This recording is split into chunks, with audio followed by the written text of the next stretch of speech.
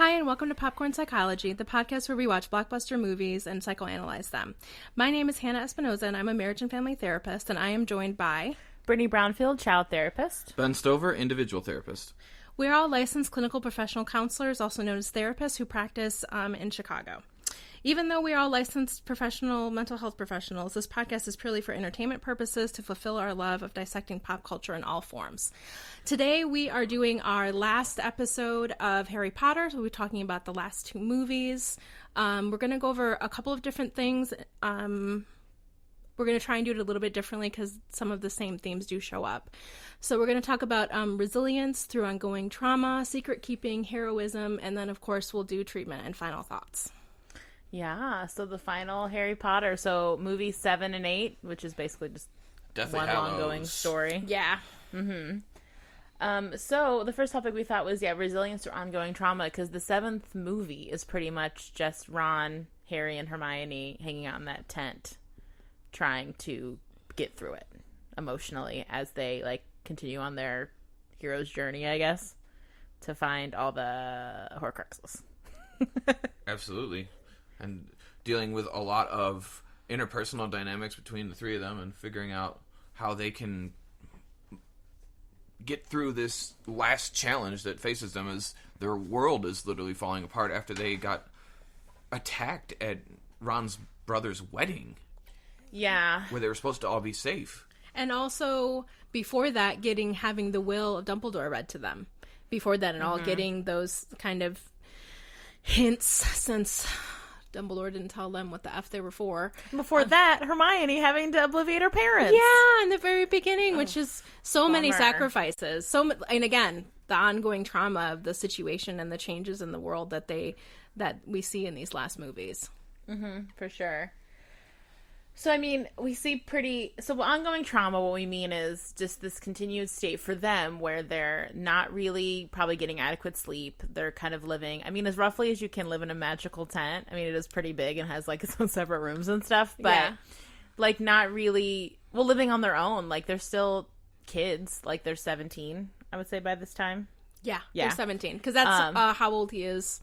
Because remember, he still had the trace on him in the 8th movie. So I think he's 17 or 16. They passed their owls, right? Yeah. Yeah. So having to kind of live on their own, which they've never all done, having to kind of live by their wits, moving from place to place, constantly feeling like they might be under attack, having to be so claustrophobically isolated with each other, in this state of never really getting to relax and pushing themselves, and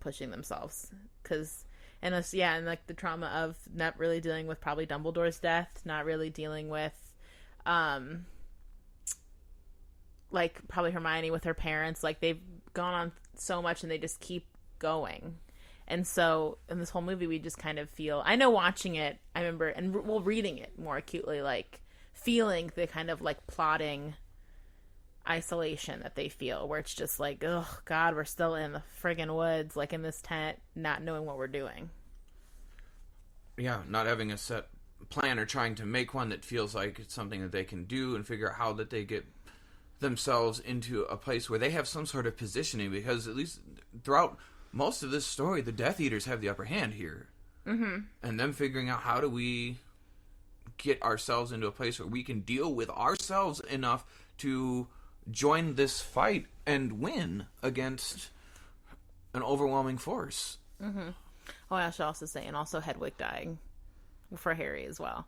So all these, Hedwig, Mad Eye, and then Fred gets hurt, right? And you're looking at the beginning of this movie, you see they go to extraordinary lengths to get everybody safely to the burrow, which is supposed to be the last castle. It's the last safe place where the order has set up magical protection on them, so they're supposed to be able to enjoy this wedding, and then all of a sudden they get that message that the minister is dead and the Death Eaters are coming. And the Death Eaters come to the burrow and start killing people. I mean, even the opening of the movie, which is the Ministry of Magic kind of saying, look, these are really bad times, but we can get through it. Like, it's a really ominous speech that he gives. And then he dies, like, almost immediately. It's a really, just like how I would imagine this is kind of, somebody being in the situation would be indicative of how you would end up having hypervigilance as a symptom. Right? Yeah. Because you're always afraid. I mean, like, they are literally getting attacked at the wedding, and then they evaporate? That's not the right word. Apparate. I was like, that ain't right. They don't evaporate. They apparate to the diner, and then they get immediately attacked at the diner. Like, so just never really being able to feel safe, because they aren't safe. Yeah. And so kind of, being in this constant state of, like you were saying, Hannah, like hypervigilance, and also having not dealt with any of the traumas that have recently occurred to them, for sure. And so, and then also getting the horcrux, the locket, and that's poisoning them, whoever wearing it, poisoning them psychologically. Absolutely. And how much their bond and their relationship with each other has really helped them through all of the other books and all of the other, I don't know, battles that they've already had to go through, all of the other trying times that they've already had. And then to have this locket that kind of, pushes forward all of their worst fears and ideas about each other, and how much that can really strain people who are already in such a traumatic situation. Because I even wonder, even without that locket, if it wouldn't have gone to a place where they kind of fell apart a little bit and one of them, like, ran off. I mean, I think that's why when Ron comes back and with the Delumulator? Delumulator? Sure. Delumulator? Yep. Delumulator? Anyway, and he said, I could hear your voices, and that's how I found you, because I think that Dumbledore knew that I would have to leave for a little while, or that we would get split up or something would happen. And I think that's one of the things where he just knew that this was going to be really hard, and had the potential to kind of put up more barriers besides the ones they're already facing, which is their interpersonal relationship with each other, and how much being under that much stress and that much trauma, and how each person needs to do something different to take care of themselves. Like Ron needed to listen to the radio, but it really got under Harry's skin because he just couldn't hear. It was like a list of all the people who were dying for him. I know that we see him continue that very kind of angry. He's like going through the woods, and he's like like restless, and he wants to go fight, and he wants to be really foolhardy. And I think because he's had to, this is something that it feels like has been inevitable this whole time. And so now he has to kind of come back, and he just has to wait. Like, they have to find these horcruxes, and they can't just go fight, and they can't protect people. And he also can't protect anyone, and he can't sacrifice himself, which is what I think he really wants to be able to do, right? Well, he tries to do that right after even before, it's before the wedding, right? Yeah. As soon as everybody gets attacked, Harry tries to leave, and fortunately, Ron goes to get him. And it's like, what are you doing? Like, everyone just sacrificed themselves, and all of this was to get you safe. What in the actual hell are you doing right now? Like, we need to band together and be safe here. And fortunately, Ron was able to talk him into his senses at that point in time. But you see the cracks start to form early in this film. Yeah, and and I think definitely them being isolated in the tent kind of exacerbates all their personality qualities anyway, and kind of almost like the worst parts of their personalities, like or perverts like the good parts of the personalities into something that's gonna hurt them. Like him being so courageous and brave, and like wanting to go forward and like sacrifice himself and all that stuff, slides into the recklessness territory and like self-sabotage territory. Hermione, her like wanting to make sure we have a plan and that we're being thoughtful, meticulous, probably gets, I mean, that doesn't seem to get too bad, but I think probably for her anxiety wants to make sure we know exactly what we're doing, and I need to read all these books, and like, and gets really into that zone. And then Ron, I mean, he's just the most emotional of the three. And so and he's also the one with like the closest big family bonds, and so wanting to listen to the radio and wanting, and maybe feeling really, I wonder if he feels the most isolated being in that tent, because he's from such a big family in such a like crowded house, that must feel like the silenced must be driving him crazy, which is why he wants to listen to the radio. I mean, if you're coming from, I remember even me, like with, I'm sure you too, Hannah, with a bunch of siblings, like I'd go to friends' houses that didn't have like a lot of siblings, and I'd be like, ugh, like it would weird me out how quiet the house was. And so for Ron, I bet it's just maddening on top of how he's feeling anyway. And just feeling so worried too about his family and feeling he's got a lot to lose. Yeah, there's a lot to lose there, and a lot of, and just so many different things can happen, right? And how much of these things are all unknown at this point in time, and how hard that is to be able to contain that, because they also aren't in a place, because they're already being traumatized on a consistent basis. Yeah. They're also not in a place to like sit down and have like a feelings talk or like an emotional talk. And I think Hermione tries, but yeah. Well, and with the three of them, there's also a dynamic that when we talk about their personalities, like Ron is an extrovert, and both Harry and Hermione are introverts. And for them to be in that tent together struggling with this thing is going to be difficult, because Harry's going to be going inside his head trying to figure out how he can solve the problem. Hermione's going to be... but she's going to do it differently. Like, Harry's going to be like, how do I take action? And Hermione's going to be structuring a plan. Yeah. And then like figuring out, researching and trying to figure out how do we do this in the smartest way together. And Ron's going to be like, guys, I need some attention here. And like, how do we as people like deal with this? And they're so in their own heads, where Ron is like seeking to connect, and they're like not meeting his needs, which is why probably he has to leave. Mm-hmm. And I also think even when you think about family dynamics and group dynamics, right, of like having like everybody kind of has their role a little bit, right? And Ron feels very out of place in the setting, where normally he has other siblings to kind of like talk to or get his emotional and his maybe like physical touch needs met, like, and he's not really getting that from either one of them. And kind having of parents that are like comforting him and stuff. And he doesn't have anybody to reassure him or to help him feel connected. But he also, in the same vein, because of the family dynamic that the three of them have, he is also the most emotional one. And so he carries all the emotion for their little family. And because Hermione and Harry are trying so hard to just find a solution. They're very solution focused. And Ron is like, okay, but what about what we're doing right now? Yeah. And like, how do we get through this? And how do we get to the next part? And I think and how am I supposed to be feeling? And what are we supposed, what does this all mean? Like kind of those ideas again of being really connected to a family that really has kind of who has really healthy defined roles in their family, and him feeling again just out of place being in this setting and I think you're right. I think he is the most isolated among the three of them, because I feel like Hermione and Harry are both only children.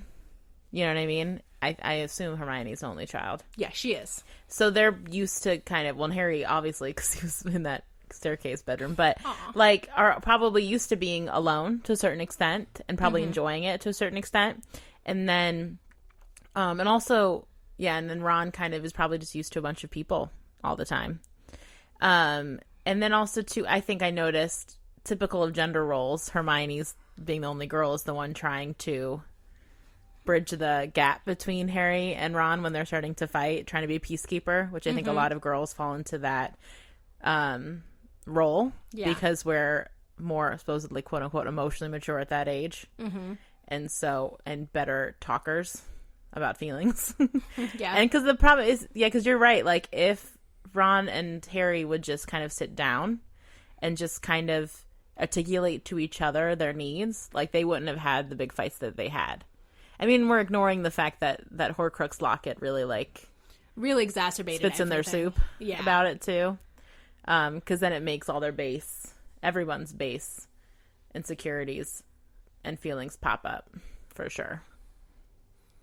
Yeah, it definitely creates a toxic environment between them by exacerbating like those personality traits. Like you see that they're opposites of each other. Like so many of them, like their traits are gonna conflict in this state with being introverts versus extroverts, like we were talking about. And then when you look at personality traits, they have positives and negatives, every one of them. And when we're under stress, even our communication styles can change. Whatever your primary way of communicating to people can change as you get under stress. And it's important to note that when something so stressful is already going on, and then you start combining the factors of what happens if there's another poisonous factor added to the situation that something's going to explode. Mm-hmm. For sure. And I think we see all three of them try to do things to help themselves feel better going through it. Like we've already brought up Ron listening to the radio and trying to kind of get some connection, get some comfort from hearing about his family. I think one good scene that I wrote down in my notes was after Ron has stormed off and left, Harry trying to make Hermione dance. Mm-hmm. And them dancing and kind of laughing to kind of get out of the funk of not just being in their position, but her wearing the locket. Mm-hmm. And them having to trade off wearing the locket and how that really does like poison their spirits. And so I thought that was a really cute moment of trying to snap out of it. Sometimes it's why you'll see people do what could be considered inappropriate stuff when they should be mourning or they should be freaking out. Because we can't just keep going in that state. Like, we will not survive. And so you do have to break up horrible situations or hard situations with moments of joy to make it through. I mean, I think that's why, like, at funerals and stuff, people will tell stories and laugh and mm-hmm. things like that. And why some people will get, like... I'm a bad component of it. Like, I will, like, smile when in bad situations because I think... Well, because there's also an anxiety factor, too. But mm-hmm. I think... I just really love that part in the movie of them dancing and trying to like find some peace and joy in their experience. I like that part too. I think it was just a sweet moment for them to be able to try to connect to each other. But I think the other part of that you see is that in the moment it works for a second, but then Hermione goes right back to kind of like her like frown on her face and just feeling really sad. But I think Ron leaving really created a whole other set of thoughts and feelings for her because we know how she feels about him, and I think that you know made him leaving feel even worse and feeling like they even maybe like abandoned him because they had to move, or she picked after sides. He left, or she picked sides somehow, and she made a mistake, and you know what is that going to mean for her future and everything like that. So I mean, I think it all is such a perfect kind of storm setting where like there's so many different things going on. I agree. I don't think that there would have been any way that the story could have been told where they didn't have some kind of break in their relationship or a really big argument or like a physical altercation, which all those things happen. I mean, because they're teenagers. Yeah. And so the idea that they're going to act super grown up and thoughtful and kind at every turn through this really horrible situation is unrealistic to the nth degree. And especially because at this point in time, they don't have any strong adult leadership or any guidance points. They are all on their own. And the thing to think about with them is they're about at the age that most of our soldiers get trained in our military, and why it's important that there's a stratification of ages and developmental levels and rank structure in this kind of situation where you're preparing people to deal with intense situations, is to have some sort of guidance point so that people don't get into this state where they're isolated and alone and reliant upon only their experience without having others to support them. And these three off in the woods, completely isolated from all of their supports, some of their most important supports are dead, even in knowing that their feelings of isolation keep increasing and danger. So their ability to find any resilience in this is actually kind of remarkable. Mm-hmm. Well, it's amazing that they make the good choices that they make at all. Yeah. That they remain as thoughtful as they are, even though they have these points of strife. Like, it is, it's astounding how put together they should be, because they should have totally fallen apart or gotten themselves killed. Absolutely. In reality. You know, or got caught right away. So they're they're really smart kids. I mean, they're heroes of the story, so they make better choices than maybe normal kids would make in these circumstances. But, yeah, they definitely are going through it. And then I think also Ron getting hurt, like getting really, really hurt. You know, I think he probably just was at his wit's end, and then they gave him that locket to wear too much, and I think he was just at his wit's end. Yeah, absolutely. And so it made a lot of sense to me when he broke and left. Bad. And then once he got some space, collect his thoughts, come back. Yeah. Which I think is something that happens maybe that he has had to do a lot with growing up in a big family, is sometimes you have to go get your own space and then you can come back and be more level-headed. So I wonder if that's a thing he's had to do growing up in his big family. But also it is a common thing that when I work with families and stuff is that you sometimes just have to have breaks from each other. Yeah. Especially when you're very isolated, especially when a lot of hard things are happening at once where you're going through ongoing situations of roughness. I think we all think that you should be coming together more and spending more time together and supporting each other more, but that's not always, you can feel suffocated by that.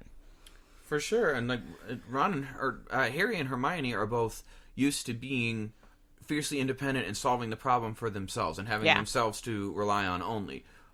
And that's not Ron's case at all. To be put in a situation where people aren't used to working together, like even throughout the books, Harry and Hermione sometimes have to be convinced to work together as a team. I think throughout this story, and without Ron there tying everything together, it can become a team of individuals as opposed to a unit.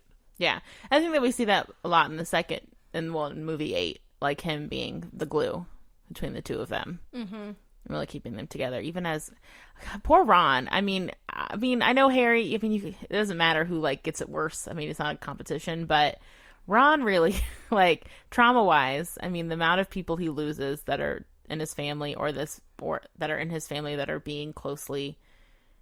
on the front lines is It's amazing that he's as happy-go-lucky as he is most of the time. Yeah, Ron the Weasley family in general gets hit hard. Yeah. Which is why it is when Hermione's like, he needs to listen to the radio, Harry. Like, no offense to Harry. I mean, Harry's got his life to lose, but like Ron has the most in the game. Like his whole entire family is in the game. Up for grabs. And like in trouble and in danger. Yeah, and Harry doesn't even like the Dursleys or really want anything to do with them. And Hermione has now protected her family by erasing her memory. Yeah, they're not even in it because they're muggles, so they're not even in the game. Right, they don't even know. They don't even know. I don't agree with you guys, but... Why do you say that? Because, I mean, I think that they all have a lot to lose. I mean, when you think about the fact that this isn't just going to impact just Ron's family or just Hermione's family, like this is going to affect everybody. And I think that Harry being the one who feels like, even though this is not a rational thought to have, that people are sacrificing themselves for him, because really they're sacrificing themselves for their own loved ones, because the real problem is that this is going to spread. If Voldemort wins, Voldemort wins, fucked. Everybody's fucked, and it doesn't matter. And so I don't know if I feel like Harry feels just as connected to Ron's family. I know it isn't the same because he didn't grow up with them, but I mean... So I don't know. So I don't know if there's who has the most to lose. I think they all have a lot to lose. They have their school. They have all of their friends. Yeah. They have the idea of what their magical world has looked like up to now.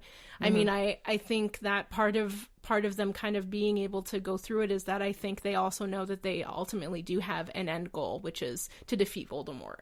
And that they have to do that together. And the only way they can do that is if they keep going. And in some ways they've kind of been, unfortunately, they've kind of been trained throughout all of the story, you know, from beginning to end, of different battles and having to go against and having unexpected things happen and having people turn out to be no good who they thought were nice. And so really only being able to trust each other, and for Ron, being able to trust his family, clearly. But I think what is maybe a little bit more accurate would be that Harry really has to learn to trust himself, and so does Hermione, and Ron really has the support of his whole family that he can trust and kind of build his own trust on, versus they've had to really be able to trust themselves. Yeah, I get what you're saying. And so I think a good point too, like if we're gonna say ongoing trauma, even with like all the kids at Hogwarts that are still in Dumbledore's army. Yeah.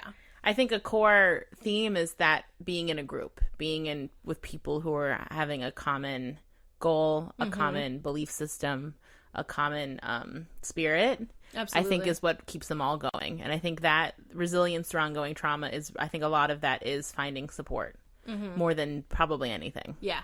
Is having a support system around you that believes in you, and you share very, like, the most potent things you can share, which is your values. And I think that's what keeps all the kids at Hogwarts going. And I think it's what keeps, like, Ron Ron, Hermione, Ron, Hermione, and Harry going is like, even though they fight and they come back together, they have the same common goal, which is we have to get these horcruxes. We have to keep everybody safe that we love.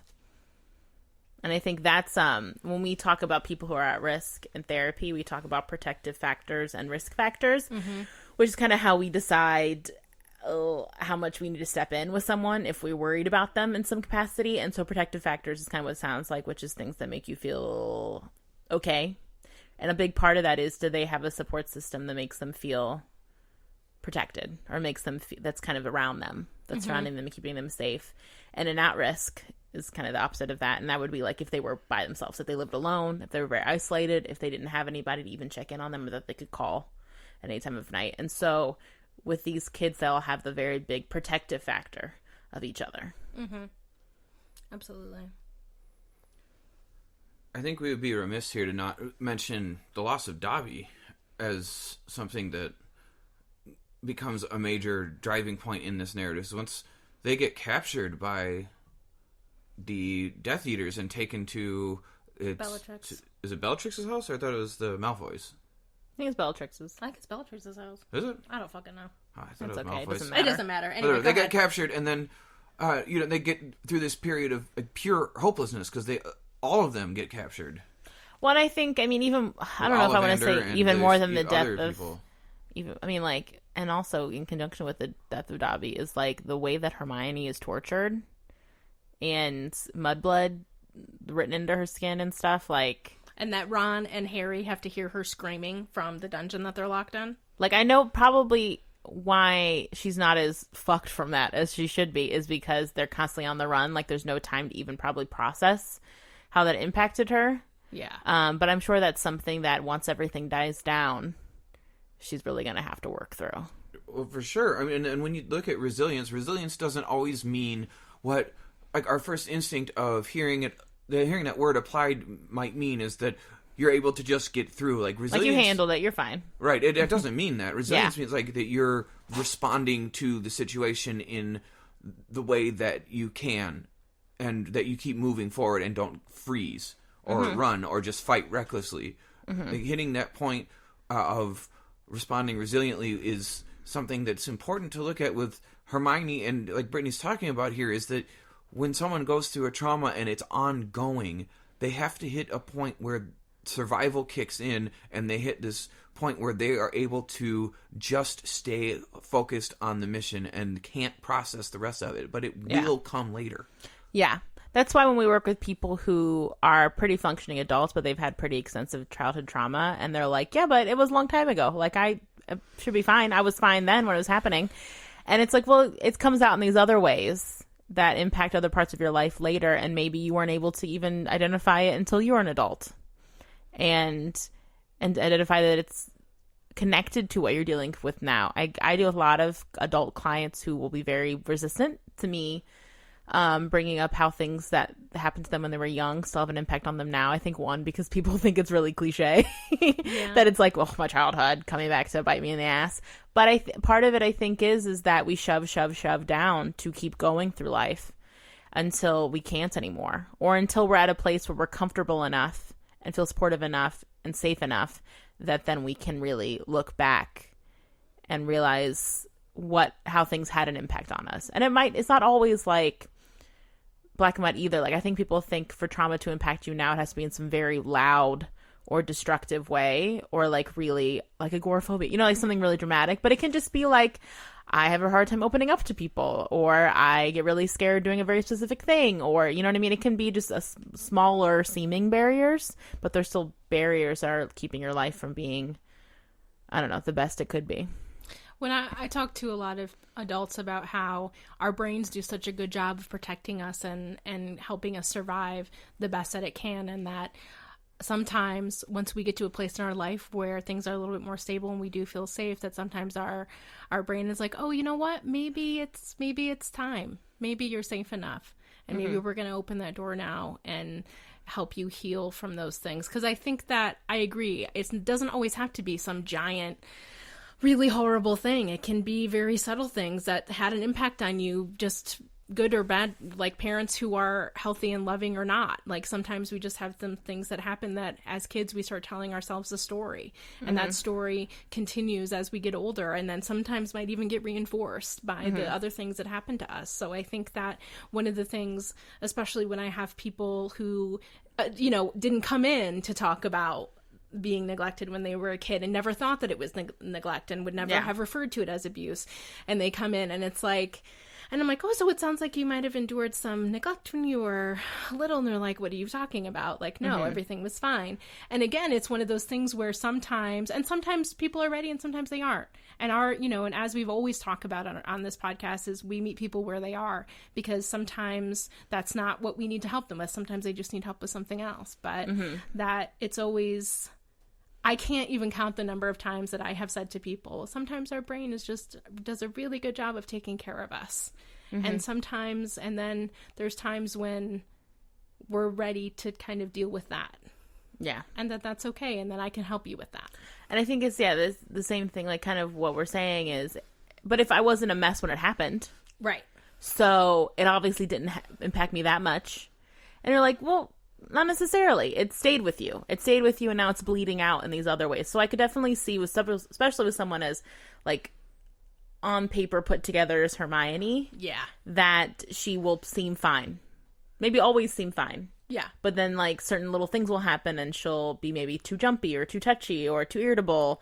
And that's also, people will fly under the radar for a long time of not going to therapy or something like that because they seem fine enough. Or they drink, but like not too much, but maybe every once in a while they get a little too rowdy, or every once in a while they're a little too snippy, or every once in a while they're a little too, like, mean or whatever, or party too hard. And it's like, but it's under there. It's like under the skin. For sure. And there's a chance that she's probably also white knuckling it, right? Yeah. And it would be, and sometimes, and also just the way that things happen sometimes, I would imagine, I wonder if when she had children, how hard that was for her to not be afraid that something horrible was going to happen based on her history and her experience of being like, her life was like, up in the air, like what?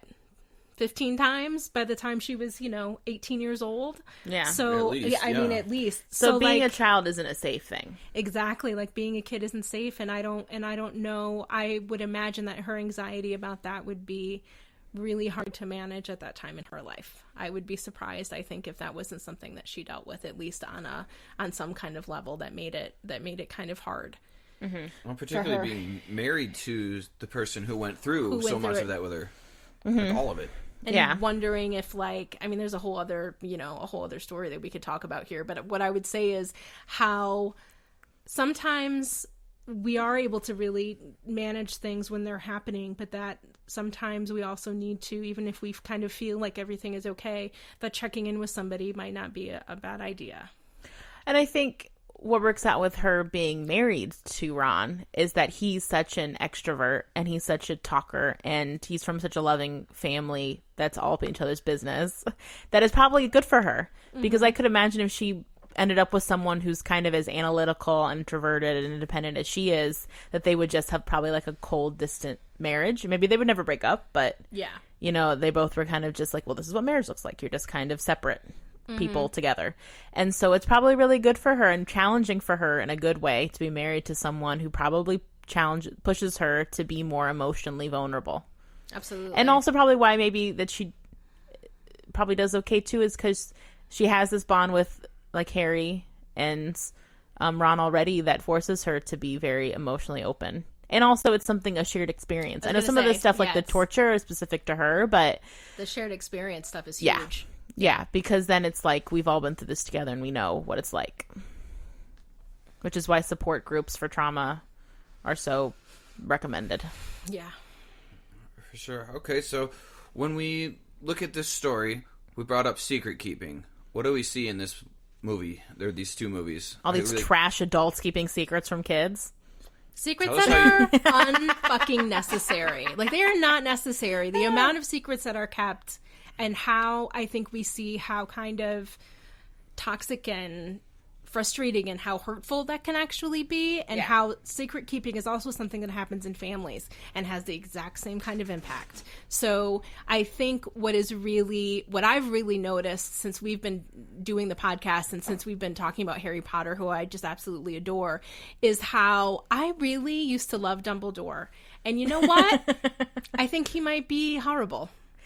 I think he's more of a full human being now, and not so much like the sweet, benevolent support that I think we both thought of him as, just like a sweet baby angel taking care of his kids. And I think what's really hard is that it isn't even that all of the secrets that he kept from Harry, my God. But besides that, but also you mean like that huge one, like you have to die? Or the one where, hey, we know that living with the Dursleys is the worst thing ever, but you have to stay there for protection purposes until you're 17. That is how kind of this, I don't know if it's a curse, I don't know what the fuck it is, but he has to stay there because he's actually is untouchable in that house, and that's why he has to stay there. How different would it be if Harry knew anything about his life, but also knew that ultimately he was safe from Voldemort in that house?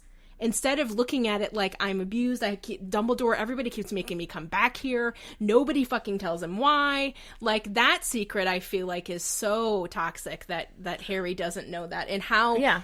What a different story he could have been telling himself about that whole experience. Well, in all the little ways, like we talked about this, I think, in the last episode with that professor, and when he wants him to spy on that professor for him, and it's like, doesn't give him the full story there, which would have made it a lot less gross. Yeah. And it's just...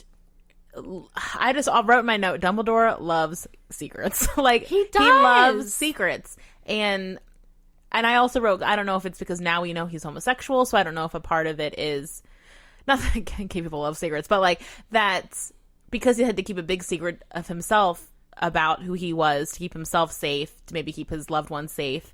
If he's just gotten really more comfortable with secrets. Yeah. And also with the idea that secrets keep you safe, and that secrets are good, and that it's okay to have secrets, and that you need them. Mm-hmm. And so I wonder if he loves secrets, in that they're a big part of who he is, and they've made sense to him, and they've worked for him to a certain extent. Well, and they've kept him safe, right? They've kept him safe in a way, and maybe kept his family safe in a way that he needed. Mm-hmm. But I mean, I think the other thing that's really uncomfortable to watch is the fact that everybody else knows Dumbledore better than Harry, and kind of this narrative that they're giving him that, did you even really know him? And and also the confrontation he has with Aberforth, his brother, who's like, he's trash. He was like, look.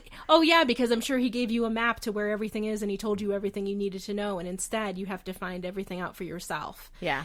And I think the secret being keeping in riddles all the time. Yeah, just like all the time, which again reinforces this idea that adults are not trustworthy. I can't trust adults, and I think part of what keeps Harry going is really this very absolute idea about what Dumbledore was to him, and I don't think that he could vary from that, no matter how much input he got, that Dumbledore maybe did him dirty a little bit. Yeah, I don't think he can, and I think that's also why Harry and also the audience was so attached to Sirius, even though we barely got exposed to him, is that still throughout this story there have been 2 adults, maybe 3, who told the truth ever. Yeah. Like, consistently. And it took Lupin a while to do it, but he eventually did, and then he stayed there. Mm-hmm. Sirius always did, and Moody told the truth when he was actually Moody. Mm-hmm. Yes. But those are the only ones who told the truth. But we argue that Sirius maybe told too much of the truth. And he did. He exposed them to too much, and he had his own issues. Like, Sirius was also deeply traumatized and absolutely had, developmentally stuck because he got taken away young. But there's so much information that Sirius provides to him during the course of the books and movies where he's active that Dumbledore knew and could have provided, and Snape knew. And I think it's a good example, if we're going to think about it like family systems, of the adults not communicating with each other about what information the children have and how it's being filtered. Because what sucks about the Sirius thing, too, is that he's giving Harry all this information, assuming maybe that he already has some of it, or that Dumbledore gave some of it to him. So there's context there. And for what's hard with Harry is he doesn't have context for what Sirius is telling him, which is why it's inappropriate. But if Sirius had talked to Dumbledore, maybe, or someone else, and just been like, hey, I'm going to tell Harry this stuff, what does he already know from you? Like, collaborating with the other adults in a child's life to make sure that you're giving the right information, that you're giving information that makes sense, that you're giving information that everyone deems appropriate, and that, and just be on the same united front about it. Especially because children, when they're not given all the information again is appropriate for them to know, make up their own stories for themselves. They fill in the gaps. And sometimes those gaps are filled in with harmful, incorrect information, especially when you have somebody who can't, like Dumbledore does so many kind of reckless attachment things with Harry, like when he kind of pushes him aside, like in the fifth book, and kind of is like, I was trying to stay away from you because I thought that, Voldemort could get into your brain, and I figured that if he could get into your brain, then it would be a problem for all of us, and but not fucking ever saying that to him, and not saying, hey, I really care about you still, I'm really have your back, but I'm trying to figure out something, so I might be a little bit distant. How much different would Harry have instead of blowing up in his office and saying, look at me, and screaming at him because he feels ignored and he feels pushed to the side by the person that he easily idolizes and trusts beyond anyone else, even though Dumbledore easily is the person who's kept the most from him. Yeah. It's just a bummer. It's a bummer because it feels even like Snape abusive. Snape is grossed out. In this movie, Snape is grossed out. Well, and because Snape also has secrets. Well, Snape also didn't know that final secret, which is Harry has to die, end of story. So the fact that Snape doesn't know that, and the disbelief that he has also been brought along on this whole journey and this whole story and this whole narrative about how Harry's the chosen one and we have to protect Harry and we have to make sure that all these things go in this certain way. Or even like Dumbledore saying to Harry, hey, so cool side note, I'm gonna die probably soonish. It has to be, in order for things to work out, it has to be Snape. Yeah. like there's so many things that he actually knew that he couldn't, and maybe that one is no good because then blah the whole other story, but I don't know, man. I think what's hard about it is that Harry is a child for all this story, pretty much. And so it is that thing of how much do you tell a child, especially if it's something about their mortality that they need to know, versus what can we shelve for later, or what can we tell them, or what can we tell them in slightly different context. So it is tricky. Even the Horcrux thing, telling Harry that, I don't know exactly how he would tell it to him or when he should tell it to him.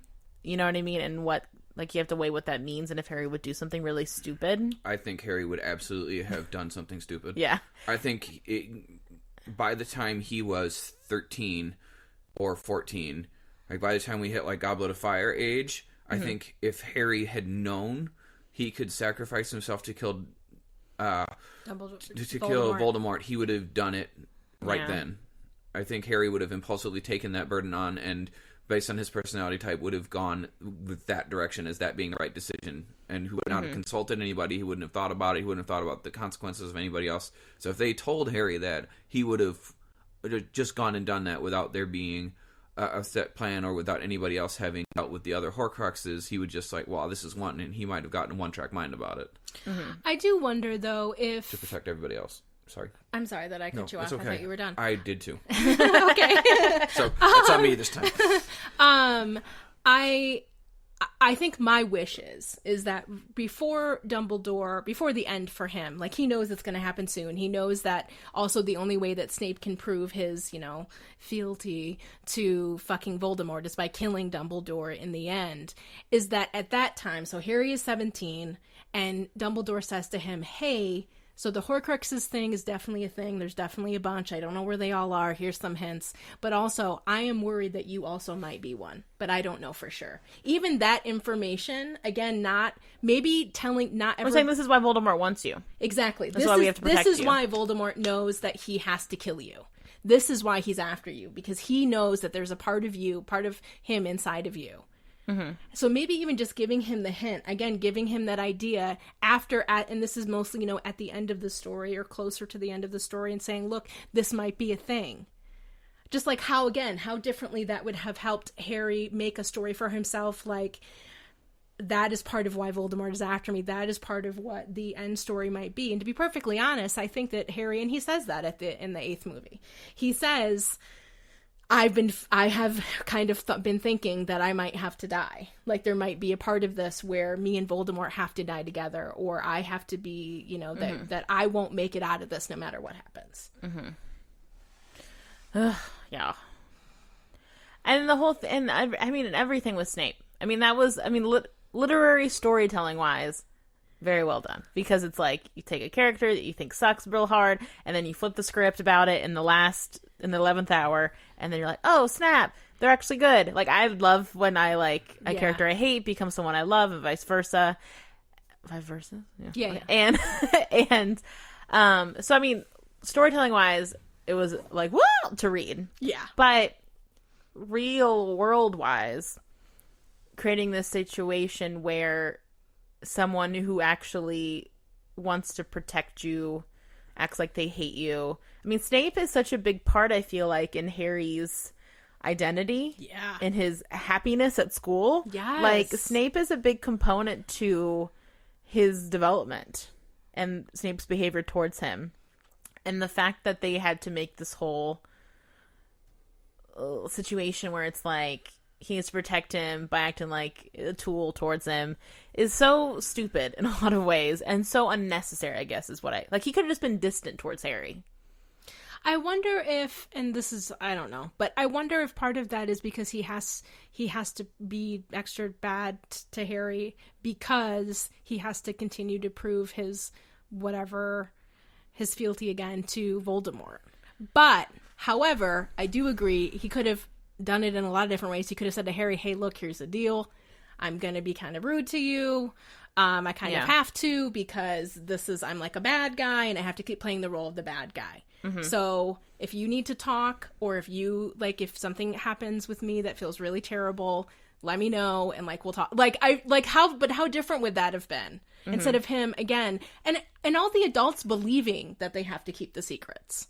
Mm-hmm. And that he can't ever tell Harry that he really loved his mother, and that he's always loved her, and that is why he will always protect Harry. Mm-hmm. And I think the way we see it in real life is, in secret keeping in families, is this idea that, which I'm assuming is part of the logic with Harry Potter, is kids don't need to know certain things. Yes. And we're protecting them by not telling them, and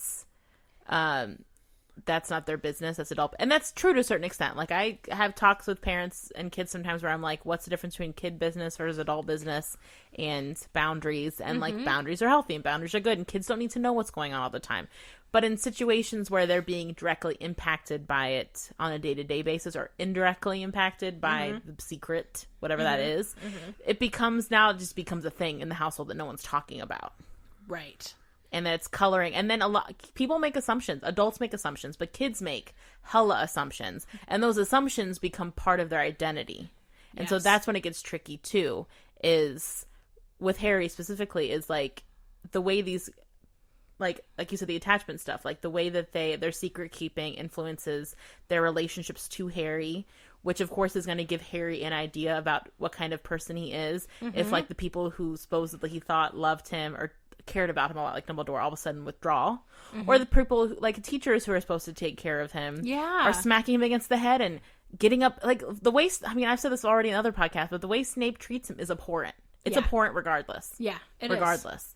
And I get that it maybe is part of his like subterfuge and like espionage for the dark side, whatever. Maybe, but still pretty harsh and pretty terrible. And he's worse in the books. Yeah, I mean, he could have just been a snippy, exactly, distant douche. Like, he could have just been like Potter all the time and just, but like the way he ingrains himself with Harry and then treats him like shit constantly is, and embarrasses him in front of his other schoolmates. And like, I mean, there's a whole, it would be really, I think that Harry's dislike and distrust and kind of like seething hatred for Snape makes a lot of sense. He really is unkind, very specifically, and it feels like very targeted only to Harry in a very like an abuser would be. Like, Because abuser he's projecting his bullshit. Exactly, because you're in this family, right? And then, like, one kid is getting abused more than the others, but the others still can't say anything. Yeah. And it's like, and there's just the one that's getting all of the abuse.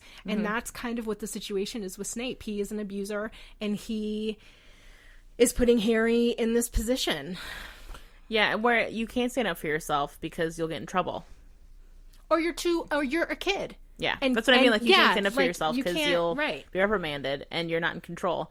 And I think, too, with, like, Dumbledore knowing that Harry's coming from a place where he's already being abused by the only adults in his life, to then put him in a situation where he lets Snape abuse him because it's part of the play that they're putting on. Yeah. And then plays with his own attachment to him is horrible. Because I guess my worry would be, and this is getting more away from psychology and more into, like, I don't know, just dissecting it, is, like, they know that Harry's powerful. They know that he's meaningful to Voldemort. Like, they don't know that he couldn't have flipped and been like, fuck all you hoes, and then gone found Voldemort and been like, I'm with the dark side. I'm on the dark side now. Give me that tattoo. I'm done with these people. Like, Have an Anakin moment. yeah, he could have flipped, and I would have understood. Yeah. Because it's like, he comes from a bad background, and now you're perpetuating that background at school. Like, it's amazing that he keeps his allegiances to them the way that he does. It is. It really is. And it probably is because of Ron and Hermione.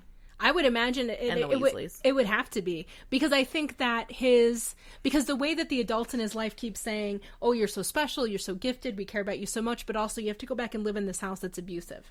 And we all know it, but We all we're know not going to it, do anything about but it. we can't do anything about it. And also, we're not going to tell you why you have to keep going back there. Or And, that there are wizards looking out for you, like the neighbor lady. Right. Or like, hey, Snape is going to be a real awful prick to you, but also it's okay because he has to. Like, this whole idea that it's okay that you're getting abused and there's nothing that we can do about it, and you're just going to have to figure it out, but also we're not going to give you any hints. So I have to say that in this argument, like, I think that you two are dead on a lot of stuff here, but the counter I'm going to propose here is that how many children do you know that don't tell their best friends everything? I know, I was going to say, they probably worry he's going to fuck it up because he's a kid and be like, wink, wink, or I don't know. I get that argument.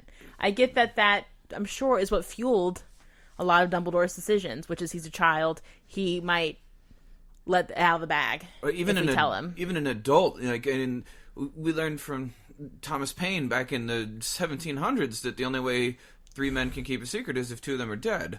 And I hear that. I think that applies double to children. You gotta kill them all, right?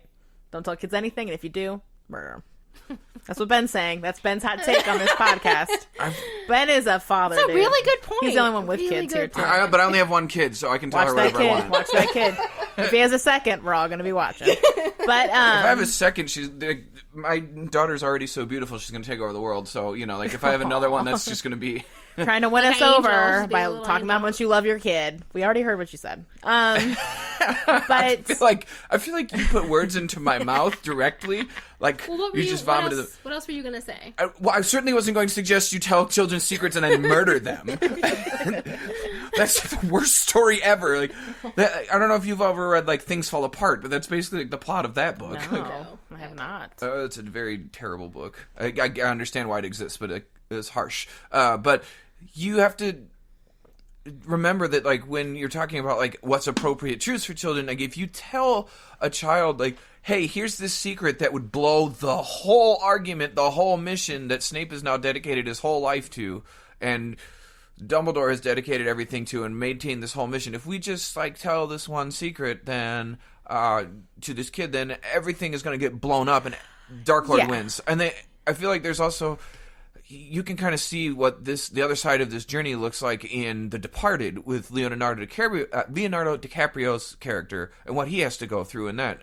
Like, where you see that the weight that Snape must be under, like, operating as a double agent here. Yeah, but I guess I totally understand not telling Harry about Snape, about Snape's whole mission, because that would be catastrophic if Harry told anybody. What I think I wish for all of these things is that they gave him enough information to help change the narrative that he was already going to make himself. They didn't have to tell him that Snape is a double agent. Snape just had to say, hey, look, I'm going to be kind of hard on you, and you'll understand more about that when you're older. If you need somebody to talk to Dumbledore about it. Like I any think kind that's of too much. Or even just have been like, that's or fine. just kept For his this distance. mission, Or I think for just what they're doing, long con's too much. I understand. Like in reality, absolutely, but like in this like extraordinary long con, if you do that, if you provide Harry with any sort of narrative other than like Snape's a dick, I then think he he's could have gonna- been.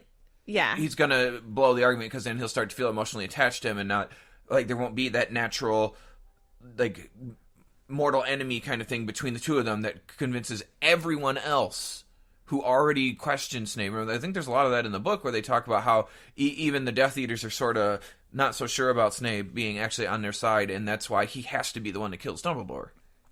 I think it could just have been that Snape was just a distant, cold prick, but not like actively abusive. Yeah, because he definitely... And making it very singular to Harry. You know what I mean? Like, he could have just been a blanket douche, which he kind of was to a certain extent. But the way that he singles out Harry in the very... Like, I think of when he was trying to teach him that mind control thing. You know what I mean? horrible. Like, there's so many ways that he's just... In that book, he's what?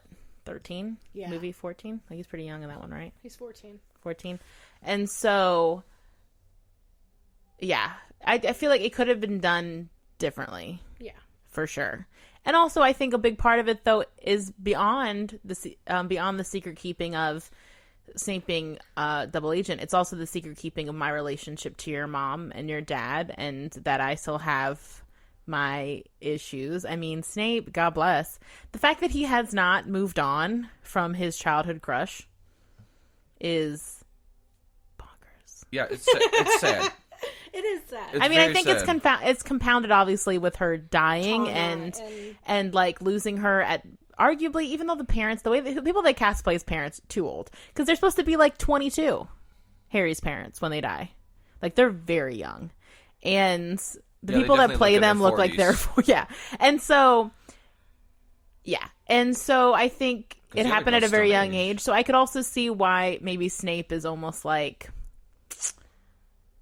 gave himself a vow, so like almost like punitive celibacy, because the woman he loved when he was young like died arguably by his hand, you know, in a cult way, and now he doesn't deserve love or can't move on. But also I think it's that thing too where when we are attached to someone at a young, or someone we love dies, especially when we're younger, and they kind of get frozen in time as this like perfect person, and then like the longer time goes on, your brain can really like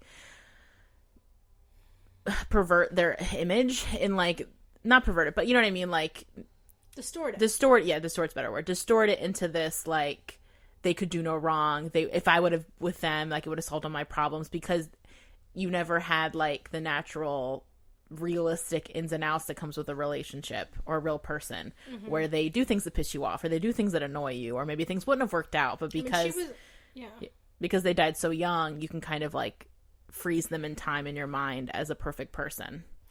Which is also interesting because arguably, like, she married somebody else and had a kid. Yeah. Like, your chances are fucking slim, man. Yeah. Like it isn't like they were just dating and like seeing how things were going. Like, they were fucking married and had a baby. I mean, I'm saying by the time she died, he was lost already her weird. when she got put into Gryffindor and he got put in Slytherin. Yeah, so arguably he lost her when he was 11, and he's still, yeah, to the point that he's abusing a child because he hated his dad and took his girlfriend away at 11. That is some fuck shit if I've ever heard it. All right, so I feel like we covered secret keeping, and now we're starting to stray a little bit. I think we maybe strayed a little bit. Yeah. So let's move into talking about heroism. 'Cause I think that in this story we see, it's a hero's journey for sure, but you see a lot of evidence of heroic traits in characters, and the way that J.K. Rowling developed it throughout the story, especially with Neville, is masterfully done, I think. And downplayed in the movies a bit.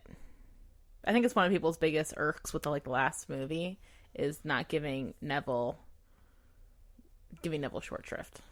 Yeah, I feel like they showed him some like serious heroic moments, but they didn't cover how he like ran Dumbledore's army while Powder was gone. Yeah, and also, I mean, which I continue to bums me out just because it's such a cool story. Like downplaying the fact that he could have been Harry Potter easily. Yes. Like if Voldemort had chosen his house instead of the Potter's house, he would be Harry Potter. And they really downplayed that in like the 5th movie, I think. Yeah. Because in the 5th book, you're like, I remember that being like the prophecy. thing that blew my mind the most reading these books is the fact that Neville could have been, because they have the same birthday, or like some close enough. They were born, they were born around the same time. Yeah. Yeah, I remember reading, I can like recall reading that sentence and being like, what the fuck? Like, Neville! And it was just so downplayed and so kind of pushed off to the side, like, we don't need to tell that part of the story in the movies, which is a bummer. Mm-hmm. It was, but when you look at heroism and why it's like important to this story, like we talk about how heroism has like some specific traits that people are sometimes naturally predisposed to, and sometimes it can be developed and trained. And I feel like in this story we see kind of both examples. And with heroism, you see, Brittany's just pointing at me now. No, I'm just giving you a thumbs up because I don't really know what you're talking about. So I'm just letting you take the lead, bro. I'm supporting you. God damn it. I accept your support, Brittany. I'm sorry. Thank you. Fuck. No, but when you look at psychology and the psychology of heroism, I was doing some research on this, and Philip Zimbardo, who is famous for the prison experiment in Stanford in the 70s, has actually... Fuck those hoes, too. I mean, he's gone on record a lot of times saying like how terrible of an idea that was, and actively campaigned against anyone trying to do it again. Yeah. Like that was a horrible, horrible decision. But he has defined heroism as taking a personal risk for the common good while others remain passive, and oftentimes these risks are substantial and come at a substantial cost to the person who takes the risks. And we see this over and over again out of the big three of the movie, but you also see it so very much out of Neville. Yeah. In this movie, Neville takes the opportunity to almost sacrifice himself on the bridge to be a distraction and like not let the Death Eaters think that, you know, there's a trap on this bridge. They just come running across. And Neville barely survives, but he's taking a great risk at the cost of himself over and over, and then stands up to Voldemort himself. Oh, he's such an angel. Yeah, sweet angel baby. he is. No, just the whole, like, in the books more, like, with even just the way he makes Dumbledore's army and is in constant danger at school. Once it's been overrun by Snape and the Death Eaters. Is, like, just he's constantly potentially sacrificing himself every day that he's breathing at that school. Every day. Mm-hmm. Every day. And the things about this, the way that the story is told that are important, especially now that there's been some research done. In 2018, there was a study published about it in Humanistic Psychology Journal, where they have started like a hero training for students. Like, I have not read on why that happens. I have my theories that that's probably because of all the school shootings that have been happening here. Ugh. And also part of the emotional education that started to happen that helps to realize that in our students in our country, there's so much focus that's just on academics, and we're realizing that the value of play and recess has been lost in some of the things, and what kids developmentally learn from play has been lost in our schools to standardized testing, and that we need to spend some extra time teaching our kids to not play with screens but to interact with human beings. But part of like what this character skills can show is that teaching kids and people these skills about confidence and courage and changing the way that they believe on things actually shows increases to courageous like courage levels. And it's an important thing that we see throughout these films and how it's developed is that Harry and all of the kids that are eventually involved in Dumbledore's army, we see them going through this process where they're constantly reinforced for showing more courageous traits. And that's something that we also see when we train soldiers, is that as you go through basic training and combat training, that you're reinforced over and over for this idea that it's noble to sacrifice yourself. It's noble to fight for the greater good. It's noble to fight first for yourself, for your friends, for your country. And to take on these types of burdens and get reinforced for it helps to build heroism.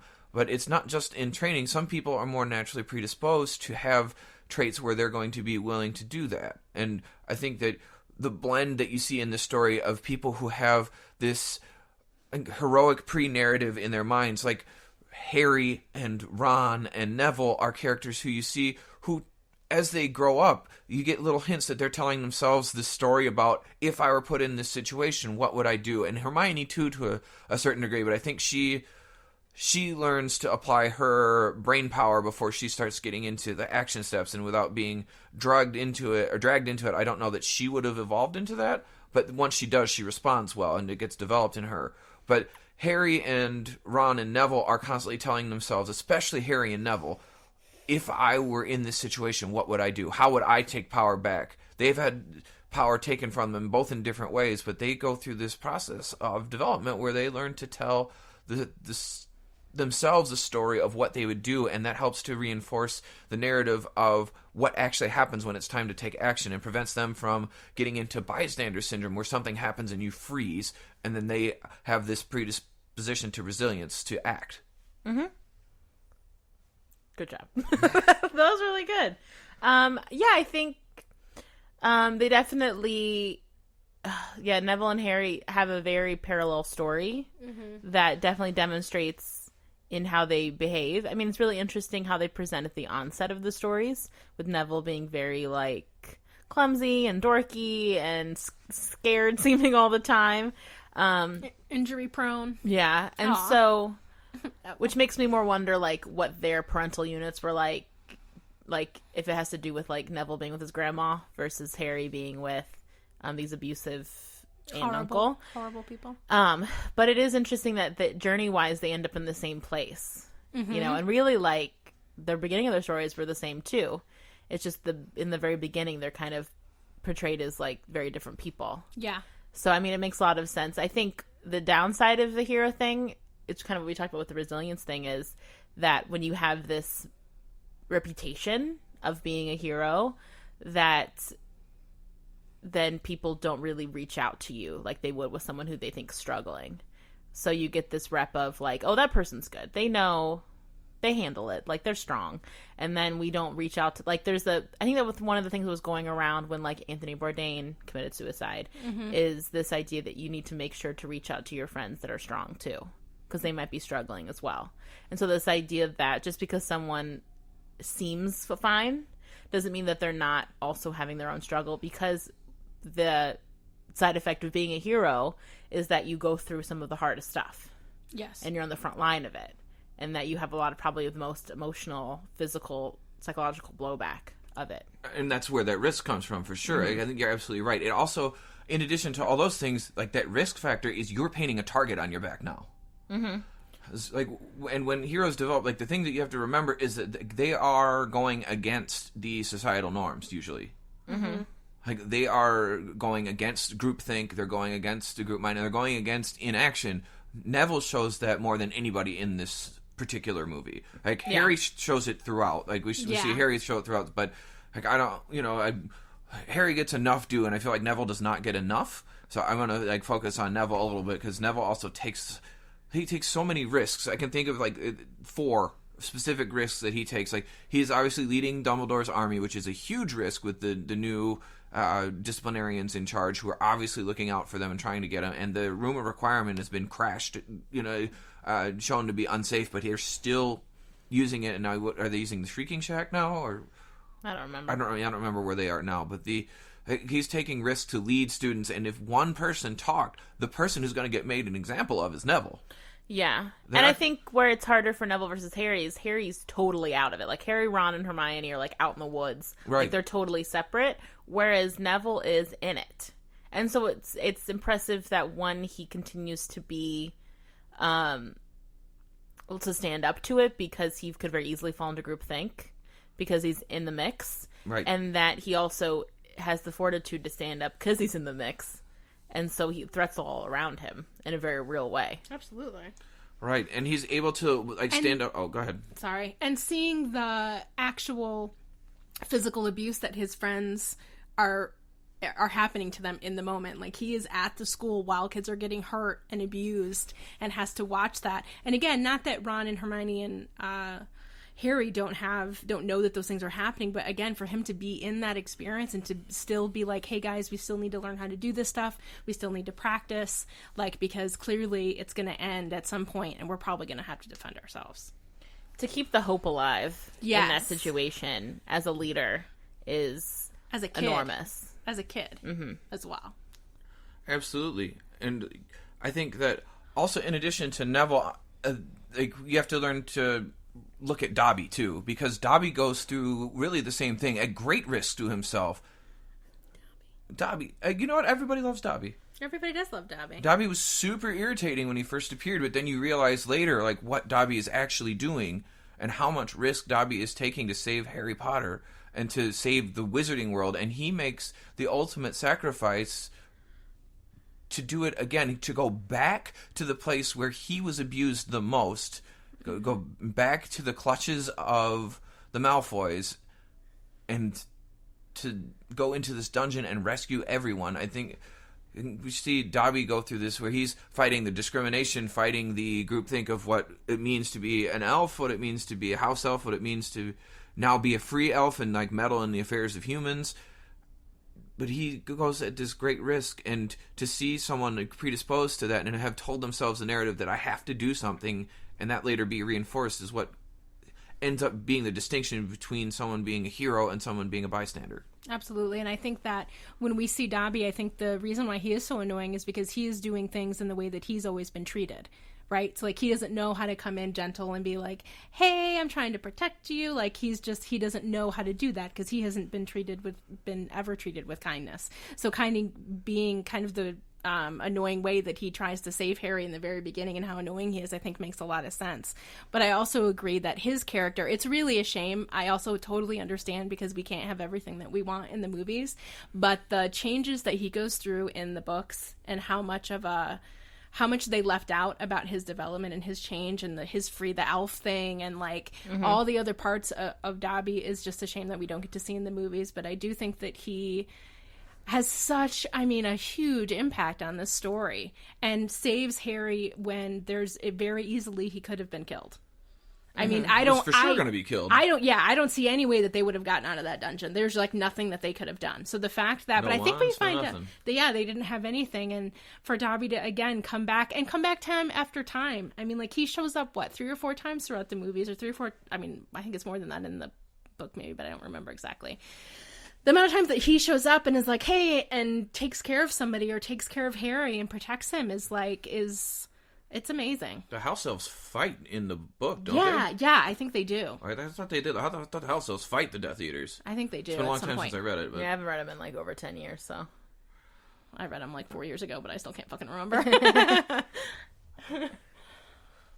But I like the way that they show the heroism. Not in many stories, like there's just a big focus on just kind of like 3 people and maybe some ancillary characters. But this story shows what happens when it becomes a culture of heroism and a culture of change. And that's what some of like the readings that I was doing were starting to reinforce, and what people are starting to do, and like Dr. Zimbardo and several other people are starting to do around the country and around the world, is like get these trainings. And part of what that does is it helps fight the narratives of discrimination and bias that take over the country, and then they create possible extermination of entire groups. Like you see genocide.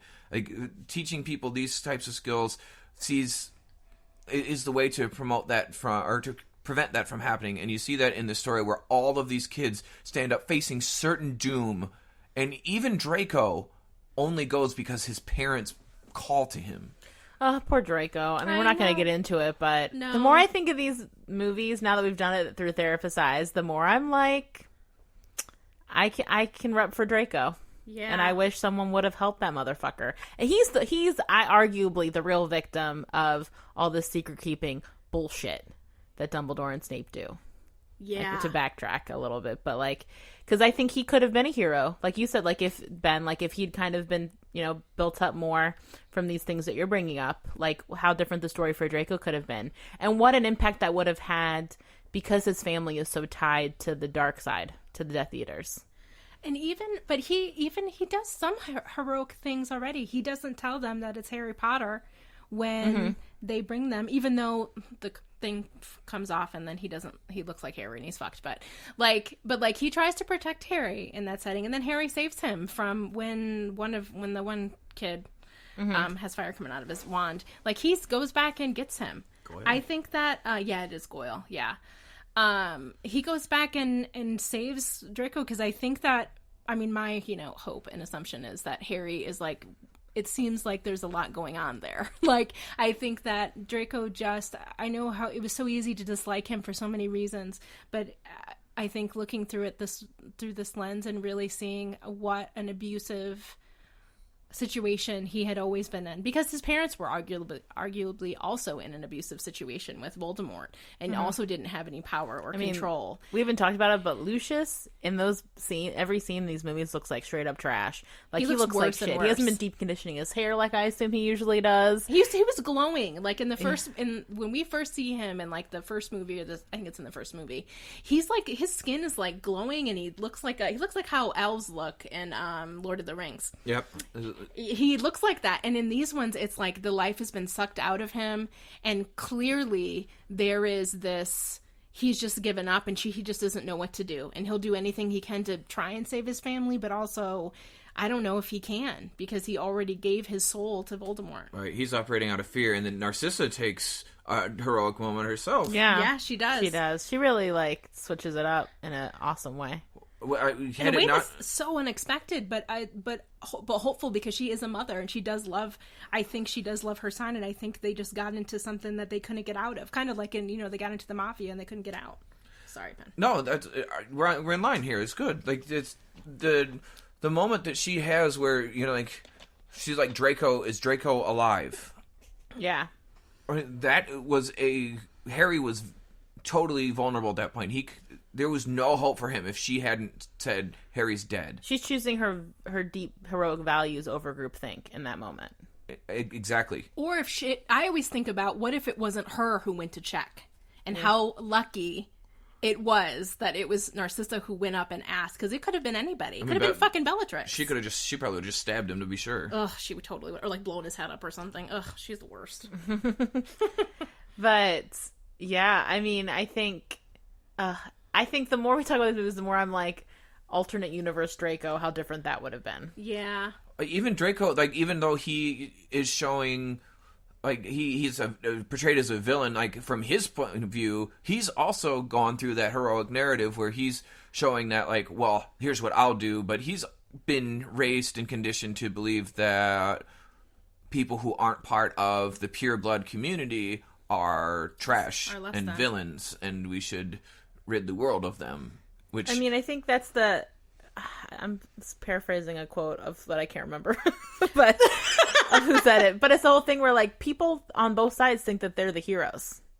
Yes. Like people on both sides think that they're the ones that are right and good. Yes. And so it's like very rare that like the people that we think of as the bad guys think that self-identify as the bad guys. And I think what is really telling about Draco is that in the end, when his parents are summoning him, he hesitates. He looks like he wants to do anything else. Yeah. Like he wants to be here with his family that is Hogwarts. Yes. Draco wanted to fight. Yeah. He wants to be good. He does want to be good. Draco wants to be good, y'all. Oh, poor little sweetie. And eventually he is. You see him like at the end, like Draco survived, and he's like clearly looks different. He's not looking like as aggressive and arrogant and carrying that like malice with him. Yeah.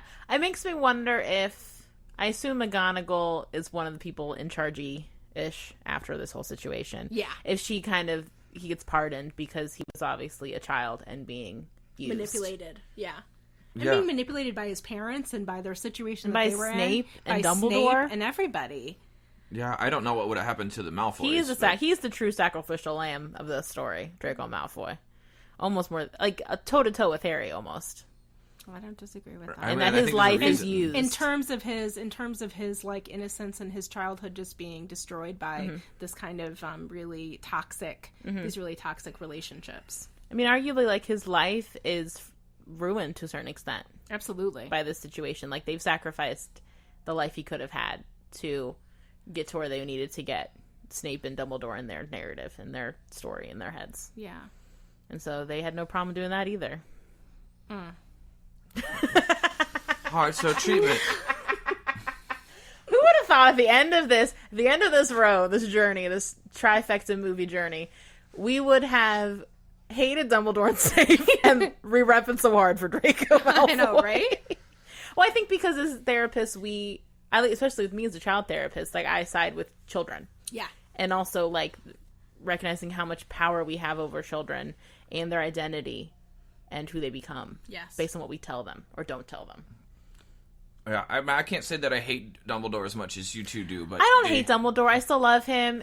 In the final scene when he's walking with Harry in that white space afterlife thing, I still love him. Like, I love Dumbledore. I can't tell you how much I love that quote of, like, of course this is happening in your head. I wrote it down! But just because it's happening in your head, why does that mean it can't be real? I wrote it down because I was like, oh, that's a good ass. He has some of the best quotes in the game. Does. He does. He has a lot of really good lines. And I think it's what saves him from all of us thinking that he's absolute trash.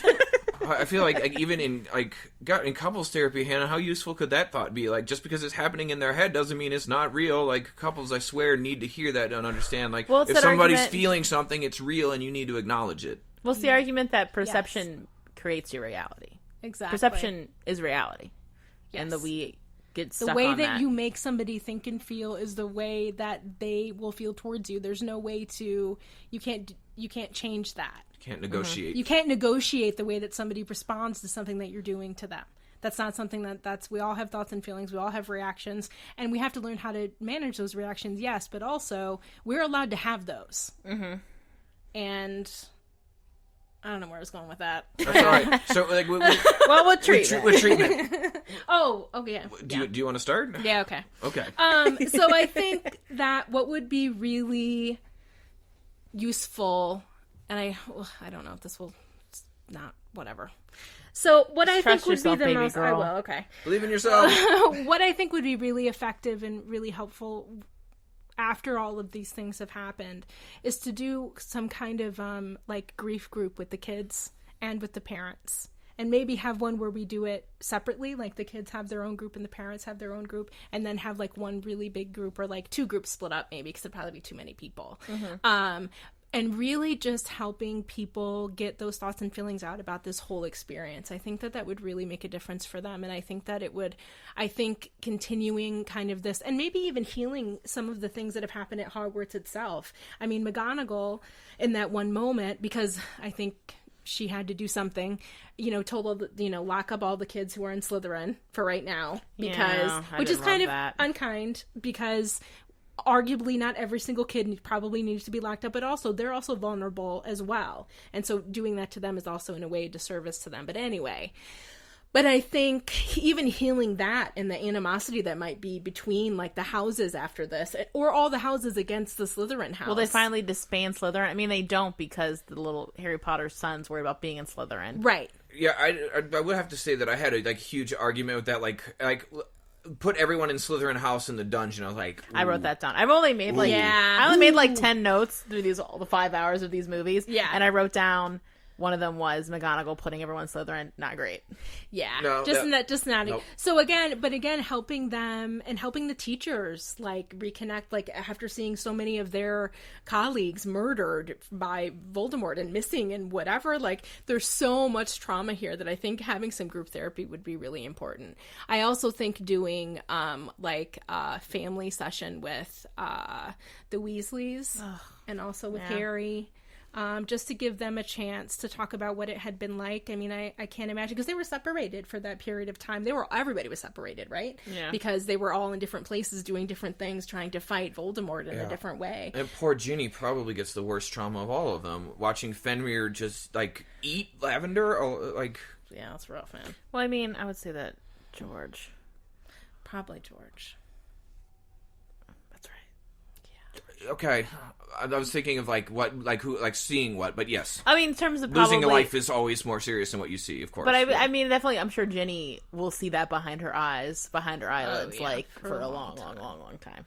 But I think it would just be really important to help have a space where people can talk about their experience and really be able to, because I think that what I would be worried about is that people would really close up. Sometimes after something that traumatic happens, people close up and they don't feel back to business and just because they don't feel safe, because they hadn't felt safe. I mean, this is like 2 years of trauma, of really severe trauma around people getting killed and taken and new rules being made and the ministry being flipped over to being awful. like this is like a whole, like the whole world changes, and how traumatic that would be, and how important it would be for people to be able to heal from all of these things, how important that would be to let them have a space where they could talk about things. And I think that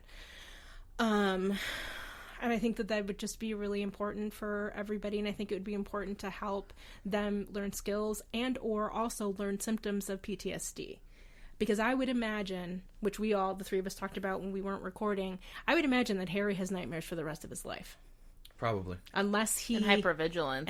Sure. And how hard that would be for a probably majority of them to shake out of that, honestly.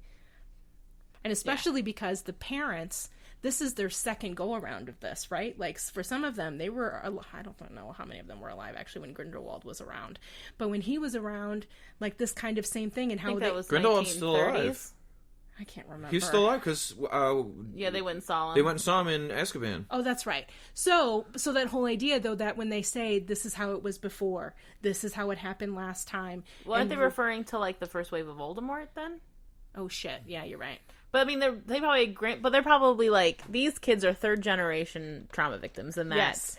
their grandparents were probably around for the whole Grindelwald stuff, because that was the 1920s and 30s, Something like that. Again, these movies took place in the 90s, technically, right? And so then they might have had grandparents who were in the mix with that, or at least have experienced that.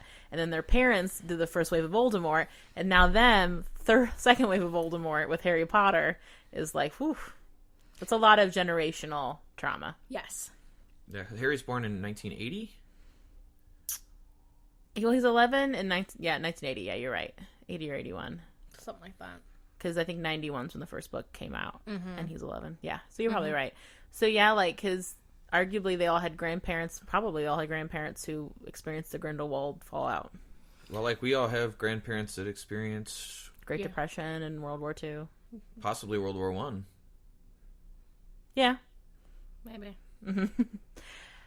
Yeah. So I think that's all that, like, I think that's one thing that I would definitely want to, like, advocate for, and also just helping them really process the situation in order to, because I also would imagine, like, Ron and Hermione are probably going to have some trouble in their marriage, like, all of the different parts of that, and how doing something right away, which is kind of what they do, what I experienced, and this is kind of off to the side or whatever, but like, we had a lot of suicides at the high school that I went to, and after it would happen, they would have like counselors and people available, and they would be at the school, and you could just go and talk to them, like, you could miss school, you could get a pass, it didn't matter. But having something that happens right away, instead of like waiting for symptoms to show up, or waiting until their problems, or until shit gets really hard, or until something really hard happens, like Harry has a nightmare and punches Jenny in the face. Like, these are things these are things that vets have happened, because it's experiences that when they're not treated properly and not getting the care that they need, we don't want to wait until something happens. For sure. And we definitely talk about, in the Heathers episode, we talk a lot about how to properly, more appropriately than that movie does, Without like trash counselors? intervene in the school setting after a big trauma happens. Yes. I definitely think, just directly piggybacking on you, Hannah, when I was watching this movie, just thinking, I hope they have a counseling program at this school after this happens. I hope when they rebuild the school, there's a whole wing that's just counselors. Yeah. Because they're all going to need it. Every single kid in this school has been impacted greatly by this. And also even, like, systemically, like, their grades. Can they all graduate high school? Do they need to, like, all, like, just kind of, like, restart, and everyone gets to, like, redo their senior year 8, year 7 of wizarding school? And so the impact of that too, like, are some of them now that they're kind of getting back into regular life, are they worried about their future, and like, can I get a job? Should I stay in school? But I've done such a grown up thing. Should I just, like, go out and be an adult? But then I don't know if I have the right training to get a job, because my school thing got all fucked up because of invaders. And so it's like, and so I wonder if there's going to be a lot of hard adjusting back to regular life, and adjusting back to what that means after being in such a weird flux state, like a limbo state of life for like 1 or 2 years. And so helping them reacclimate, which I think is also something that struggle with, is coming back and reacclimating to regular life, quote unquote regular life. Like, that's why they have lots of programs dedicated to that now. And so I think they probably need something similar, which is how do we acclimate back to regular life? I think you're right with the group thing, like having a lot of groups, because they are in a situation where they have so much shared trauma that they can support each other and then have each other's backs, but then also do individual work. And I think, like you were saying, a lot of psychoeducation to the parents and the kids about PTSD, about trauma, generational trauma, like how to, like, just basic grounding coping skills for when you're panicked, because they're all going to have a lot of panic. And what's great is if you teach it all of them in a group, then if one of them sees another one struggling, they can model for each other, or they can just organically model, because maybe they're having a hard day and then they see another kid doing deep breaths and they're like, I can do deep breaths. And so using that all to their advantage, and just maybe making counseling a mandatory part of going to that school for a while. Or like a class, or making sure that you it's can't always not available. go. Because I bet you there's a lot of kids who are going to not go. Yeah. Because they think, like, I'm the hero, so I don't need to go. Like, I'm not going to take these counselors' times. The kids who really need it should use it. Right. I hear that a lot from some people. Like, mine's not as bad as this other person, so I don't want to take up their time. Which I think is just an avoidant technique. Right. But I don't think Harry went back, did he? I have no idea. I think he just goes straight to the Aurors from there. I have no idea. Well, I mean, that's my other thing, is after this whole situation, should he then become basically a wizard cop? Yeah. I think probably there's a lot of stuff he needs to process through and work through before jumping into another situation where he's actively in danger all the time. Yes. Going up against people. And, I mean, it definitely is a way to, like, use your traits to work for you. But, I mean, that can very obviously go sideways very quickly and put you in a situation where you're self-sabotaging your mental health. Yeah. Yeah. And so, and also continuing this identity of, I'm stable, I'm a hero, I can keep going, and I'm not going to really take care of myself. Which, I mean, it sounds like he's pretty well adjusted. He has beautiful children with his wife, and, like, he's sweet, sweet daddy. And so I'm sure he's fine. Obviously, because that's the story we want to hear, too. We don't want him to be, like, a mess. Like a heroin addict, struggling on the streets because he can't deal with what happened to him. But I would... Or can't get the treatment that he actually needs. Yeah, I would hope that all the kids went back to Hogwarts for another year, and counseling was just a mandatory part of school. Like, you have to go to therapy once a week. We have group therapy once a week, and then they just make it so that it's during class time, because you always want to make it easy for them to be able to do, and so like give them as little excuses as possible to get out of it. They need 3 times a week. Well, yeah, they probably. I mean, like, group therapy, probably several times a week. Like, this is a class, but I think just kind of making it something that everybody's doing. You don't have a choice. Everyone's just doing it, and that way, people who try to wiggle out of it don't have those holes to wiggle through. Because I also could see maybe like the Slytherin house not doing it because they have their own stuff going on, and like maybe feeling ostracized or not feeling safe enough to be in a group setting where they feel like they might be attacked. I mean, like, there's so many. I mean, and I would argue therapeutically, how would they feel like they were in the dungeon for this whole time? I mean, they were only in the dungeon for the very end. They got out. But I would say honestly, therapeutically, I would advise that they maybe not have houses at all anymore. Yeah. Or at least not have Slytherin anymore.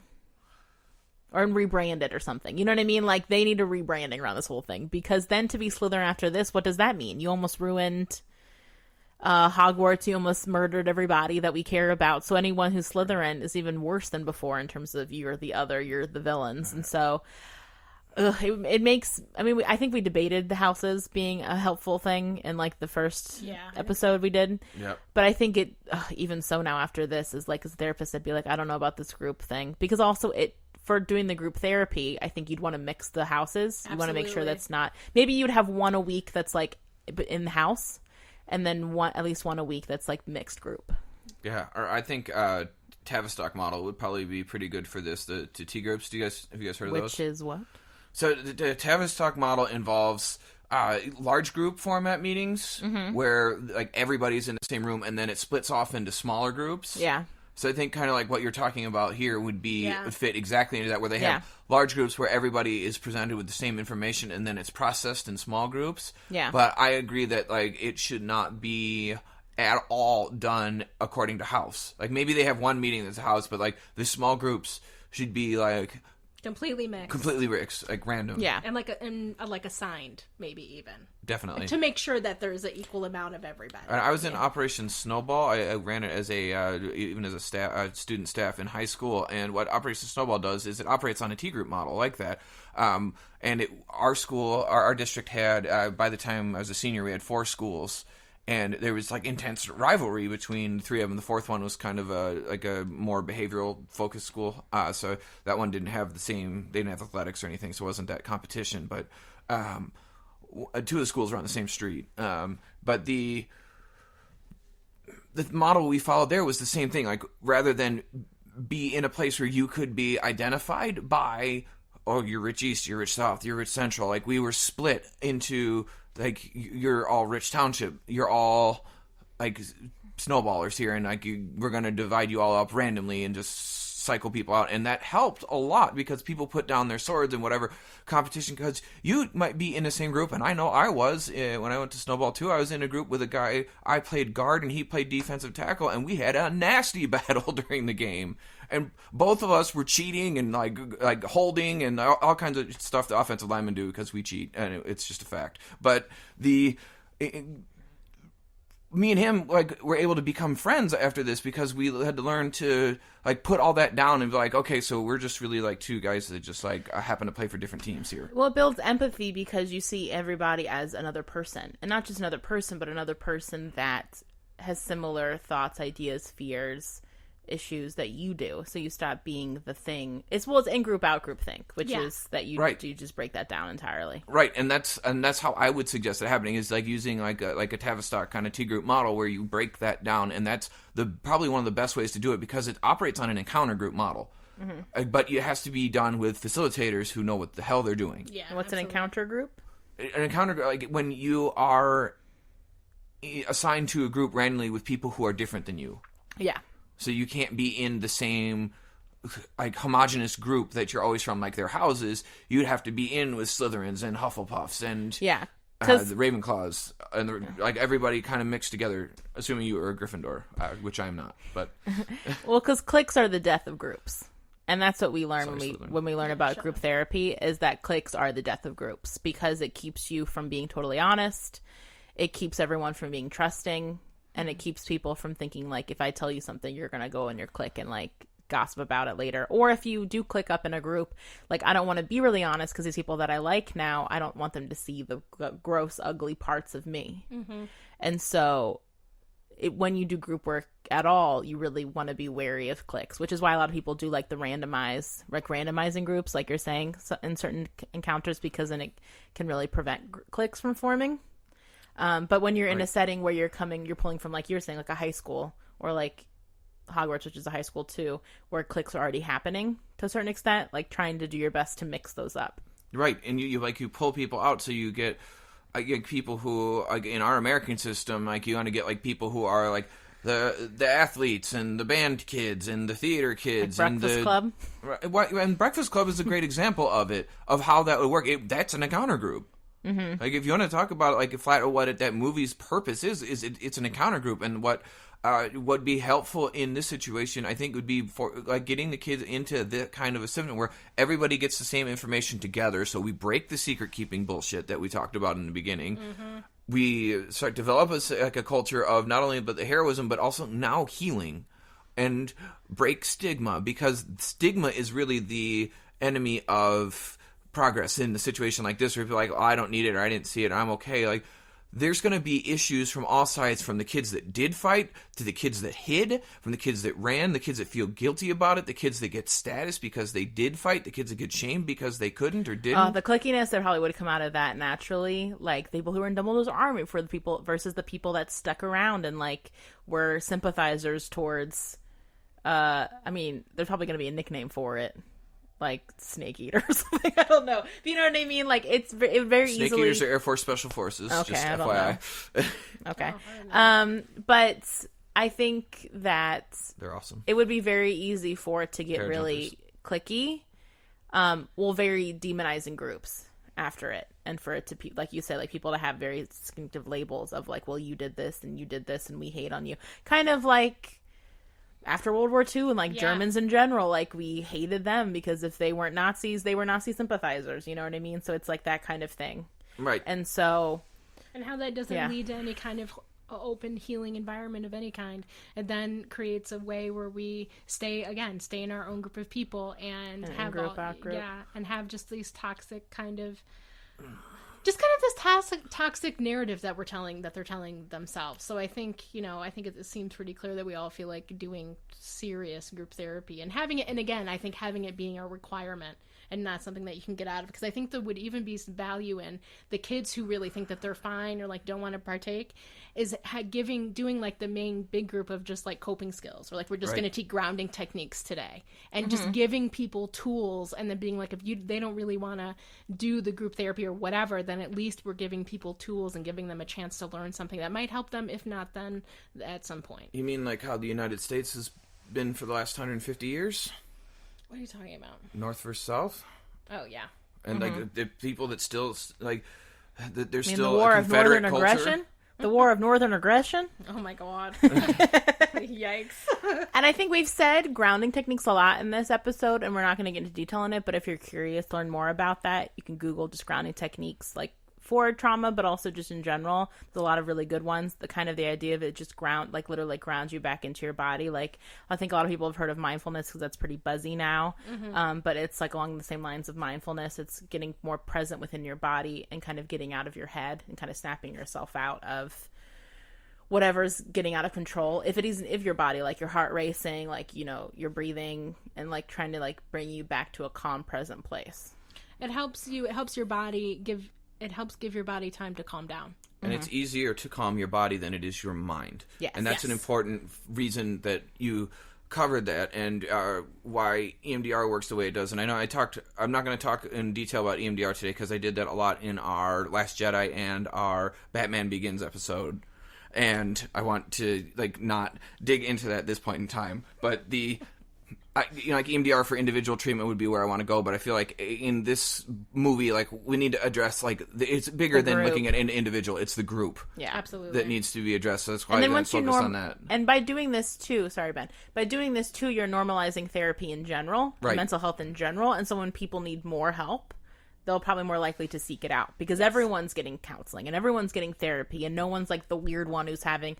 Because then there can be a weird competitiveness to like, well, I haven't had to have therapy yet. I haven't had to talk to the counselor. I'm fine. Right. And the person's had to go 3 times. What's wrong with them? Like this weakness strength mentality, which definitely could happen after this situation where some people were very quote unquote strong and heroic, and some people were very quote unquote weak and compliant. And I worked when I worked at the orthogenic school in Chicago, which is a historic residential school for kids that have had lots of difficulties. They did a lot of these things that we're talking about. Like, their groups weren't necessarily all the kids from one dorm.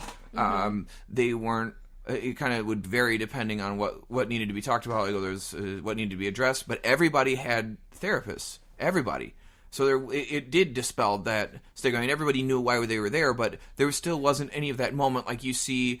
Everybody knows who the school social worker or counselor are because there's usually one in a school of like 2,000 kids. Which is outrageous. It is outrageous. But you don't go through that shame of like somebody coming to get you and taking you to the counselor's office where everybody knows what you're doing and like you're the one who's got something weird going on. You're the weird one who's crazy. Right, you're the crazy kid. And instead, everybody's then able to, and what kids will do naturally is then they'll talk about it. They'll talk like, well, I talked about this with my therapist. And if that's the thing that everybody's doing and that everybody has in common, then they will dispel the stigma and also gain secondary reprocessing moments so that they can talk about what's gone on with them and how they're dealing with it and share and learn from each other in addition to learning from professionals. So I think it would be nothing but a positive culture change and be really, really effective in dealing with this now societal level trauma that happened in this movie. All right, so final thoughts? Well, Hannah has Harry Potter tattoos, so I think maybe we should let her go last on this one, because we know you are the resident lover of Harry Potter here. I'll do real quickly. I hadn't seen these movies since they came out in theaters, so this is my second viewing of both. I really, watching it again cinematically, like especially like 7, is really well done. Like when they run through the woods, Like, it's like a very well shot. David Yates, once he took over the franchise, has done a really good job with it. Absolutely. And even like with these newer movies, like the Fantastic Beasts ones, people have problems with story wise. Still beautiful looking though. Like, where I'm like, this is fantastic looking. So he does really good visuals. Agreed. Which maybe, I don't know, there's probably a cinematographer who's not getting enough credit, but so apologies. But I think these movies, it does a really good job of finishing it off. I think, Harry Potter in general. Stephen King wrote a really good article in Entertainment Weekly when the last Harry Potter book was coming out, talking about how if you were 8 when the first one came out, you're 18 now, and how this book traveled you through your childhood. Like, Harry Potter was your childhood. And it's like the sweetest, like, if you want a good, like, smiley cry, I would find that article. But it just is reminiscent of how powerful this story is, how well she thinks everything through. Like, the stuff that was in the first books come through in these last books, and it's just so impressive from a storytelling slant. And they're good. Harry Potter's good, guys. I don't know if you heard.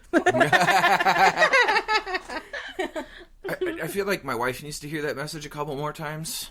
My mom, too. My mom was like, has it got magic in it? Not interested. Right? Aww. But I think that, my wife told me that at the church in her town, at the churches, because she's from Wheaton, where there are more churches per capita than anywhere. So go Wheaton. Yikes. Yeah, it has its issues, but they railed against it. Oh yeah. Like, they're like it has wizards, and wizards are against like Christianity, and like I'm not getting into debate on whether religion's right or wrong or anything like that, but like that's an overreach. But the Harry Potter in general, I think, is a fantastic story, and these movies are really well done, and they do, like, these two were exceptionally well done, I think.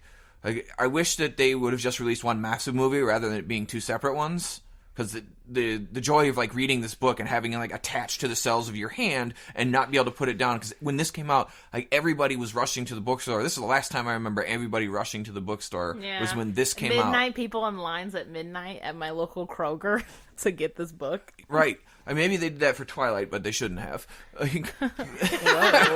Whoa. Sorry, Shots fired. Shots fired. Oh, Shots fired. Better switch that mentality around. He's your new Batman now, bro. We're not even going to start on that. Oh, look at that. Pregnant pause. Ben just took me and Brittany have been having an offline discussion about how there's Batman exhaustion and how Brittany's wrong. But we're not going to go into that now. But Harry Potter, I think, is done wonderfully, and I love the way that this movie, especially now getting a chance to watch it in HD, it's just so beautifully done, and the acting is outstanding. The kids got so very much better at acting as they got older and got more coaching, and it's evident in the way that they... I think this movie really started revolutionizing, like, let's cast the best actors we can possibly find, even for bit parts. Like, John Hurt as Ollivander, I mean, like... Yeah. That ability to convey the emotional impact he did, even in that just short scene he had. It's so well done throughout the whole thing. I don't have any arguments with this movie as a film at all. Like, it's just well done, and I hadn't watched these, like Brittany, before, since they came out, and I don't know why. I've watched the other ones, I just hadn't watched, like, the last three, I think, since they came out, and I don't know really why that is, but I will be watching them again in the future, and I look forward to sharing them with my daughter when she gets old enough, and to, seeing if I can't indoctrinate my wife into learning to like things that are nerdy, because they're good. So I'll kind of close with that, but I really like them, and I do. But no, I have one more thought to tie nerdiness in. I have to admit this, and you two are all going to be mad at me, but that's okay. When I watched the final battle between Harry and Voldemort started breaking up into dust, I could not help myself from imagining Harry Potter putting on the Infinity Gauntlet and snapping. Congratulations, I'm done. Ben. Yeah. Okay. Great. Whatever, I'm not going to be the only one. So I refused to read Harry Potter or to really watch the movies until I was Typical Slytherin. 30 Typical years old. Slytherin. I know, right? Until I was about 30, which was about 6 years ago. And I remember when I read the books and how wrong I was of all my stupid, ridiculous reasons about why I wouldn't read them. Shut up, Brittany. And how magical of a storyteller J.K. Rowling really is, and how she really created something that feels very true in a lot of different ways, even though that's set up in a magical world. And there's definitely things that I wish were in the movies, but on the other hand, to have anything that is Harry Potter, to have anything that is in that world is very satisfying, and is very just nice to be able to see something like this. And I think that knowing this story has really changed the way that I've thought about things, and which is why I have a tattoo on my arm. And I love these movies. I cannot fucking believe that you guys I've probably seen 7 and 8 more than I've seen any of the other ones. Mm-hmm. I mean, like, I didn't even finish watching 7 because I actually fell asleep because I've been exhausted. But anyway, so like, I just know what happens because I've watched the movie so much, which is kind of interesting. Here's the problem. I've seen that the most. It's Thanksgiving. I'm full of turkey. I switch on ABC Family. They've just started the marathon. But it's like movie 2. Yeah, right? By 10 o'clock, we're just now breaching movie 5. I'm falling asleep. So it's like, the problem is I think why I've seen the other ones more is that they're shorter. The stamina to keep through those marathons until you reach the last ones is a marathon, not a sprint. Versus, so like about once a year, if not twice a year, I watch all the movies because I own all of them. And so... and like not in like a weekend or anything, like it takes like a while. But so I mean, I love the way that the story is told. I love a lot of the characters. I think one of the parts that's still really probably one of my favorite parts in all of the movies is the part where Harry is talking to his in the last movie right before he's getting ready to fight Voldemort. And he is standing and all of his loved ones are around him, and he's talking to them about what it will be like and how important that is to show that we do carry people's love in our hearts, and how that's just a really positive, kind of beautiful moment. And also that how lame it is that Voldemort ends up essentially fighting a bunch of high school kids as his like last hurrah. What a fucking dork. What a fucking asshole. Just had to throw that out there. But yeah, so I love Harry Potter, and I'll watch it a billion more times, and I'm so glad that I stopped fighting against it, because it really is just a magical story, and I'm so excited to get any more of anything that we can get out of it. True. All right, well, thank you. We're finally at the end of our Harry Potter journey at Popcorn Psychology. As always, you can find us on Instagram at Popcorn Psychology, Facebook at Popcorn Psychology, Twitter at popcorn_psych. You can always email us at popcornpsychology@gmail.com. You can tell us what house you're in, why we're wrong about whatever we're wrong about in terms of Harry Potter. Or why we're right about everything. And I think that's it. So make sure to find us on iTunes, rate and review us. This is how other people find us. We really appreciate it. And we will see you next time.